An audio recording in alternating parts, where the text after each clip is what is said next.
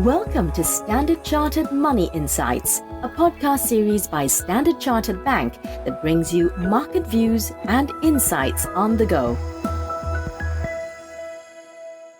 Hello and welcome to another special edition of Standard Chartered Money Insights.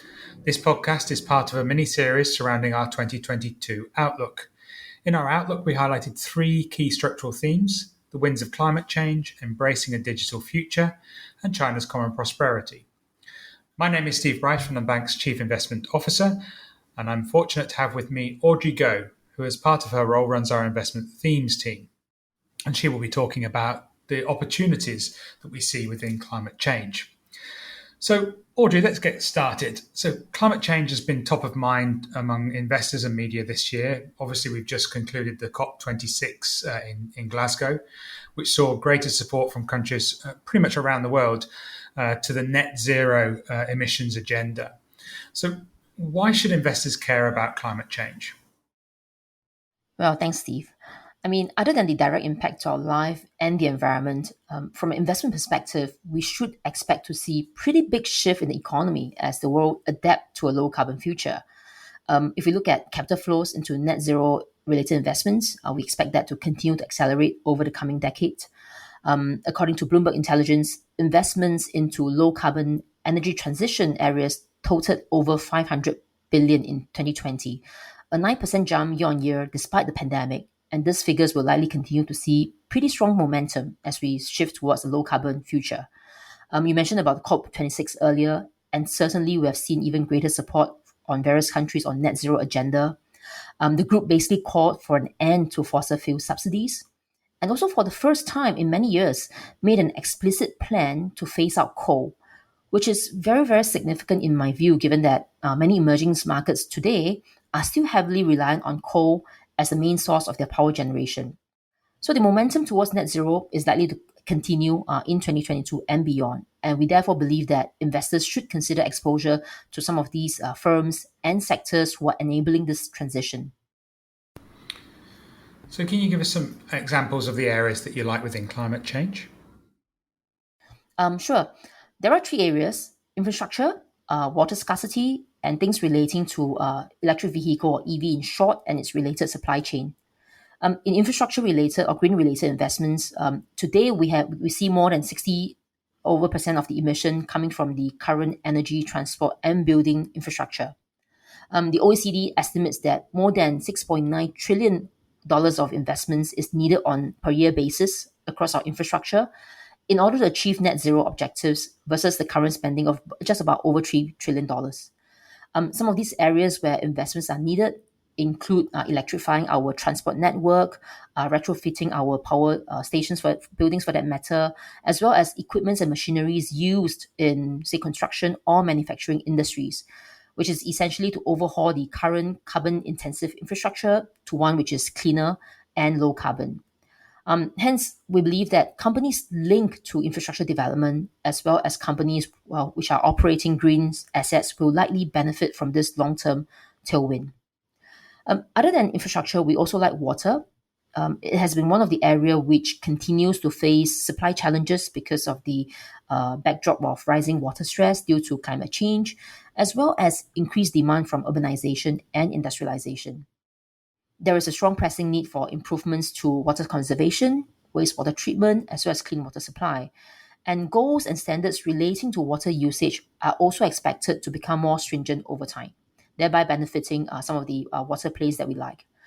And last but not least, EV, electric vehicle. And this is where this is a big part of the energy transition because we need to electrify the transport network and really shift from some of the internal combustion engines that many people are using today towards cleaner, less polluting electric vehicles, or EV in short.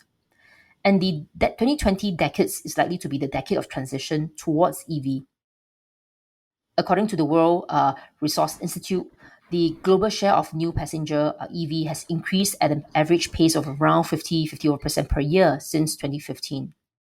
And if this growth were to continue, then EV could well make up for 100% of new car sales by 2040, and that is from just under 5% as of last year. So the very strong policy impetus that we have seen for example, via subsidies, tax rebate, as well as tighter fuel emission standards, have basically driven the initial take-up and played a key role in rising EV sales that we have seen worldwide. And we are continuing to see even more ambitious policies as well as corporate actions to accelerate this transition, which in our view will fuel demand for EV and its related components, such as for battery, energy storage equipment within the EV supply chain. Okay, so I guess when we're talking about climate change, and it's not like something that's crept up on us, right? We've known about this for a long time, and people have been investing in this area for a long time as well, and that's pushed valuations a bit higher. Is this something that's a concern for you, given where we are today? Well, I think for themes like these, given the strong structural tailwinds and visibility of growth, they will almost always, trade at a premium to the broad global equity market because of the structural growth opportunities that they offer. But however, with that in mind, if we look at earnings revision, there's some comfort that we have there because earnings can continue to be revised upward by analysts across these sub-themes. For example, we've seen EV sales forecasts across US, Europe, and China being revised higher, which providing a strong tailwind for EV and its related supply chain. And at the same time, increasing investment needs for infrastructure to bridge the gap in meeting climate goals also lends support to infrastructure and green spending, as well as water. So no doubt, high valuation has always been an issue that we look at, but this is mitigated by very strong earnings revision that we are seeing across the board as well. Yeah, I suppose, this is it is going to be an interesting area, but what are the key risks and things that we should be watching out for in the coming years for this theme and asset classes underlying this theme? Well, I would say that these themes tends to have higher volatility compared to broad equity market, and we also tend to see that they trade inversely. They are inversely correlated to bond yields, given that some of their projected profits or cash flow are very far out into the future, and some of the companies may not even be profitable at this stage as well. And therefore, they tend to be more susceptible to changes in macro variables like a sudden spike in bond yields, which may weigh on their earnings multiple and share prices. The other risk that we're monitoring is certainly in terms of earnings delivery or potential earnings disappointment, given that many of them trade at rather high or rather elevated valuation. So any disappointment from an earnings growth perspective, may also weigh on the share price. Okay, Audrey, thank you so much for your insights. And that is all we have time for on this special episode of Standard Chartered Money Insights today.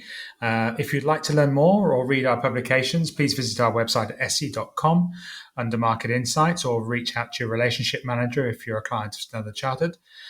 As a reminder, if you enjoyed our discussion, please rate and review us wherever you get your podcasts. Thank you for joining us today, and enjoy the rest of your day, and take care. Thank you for listening to Standard Chartered Money Insights, a podcast series by Standard Chartered Bank. For more details on the latest market insights, subscribe to Standard Chartered Money Insights.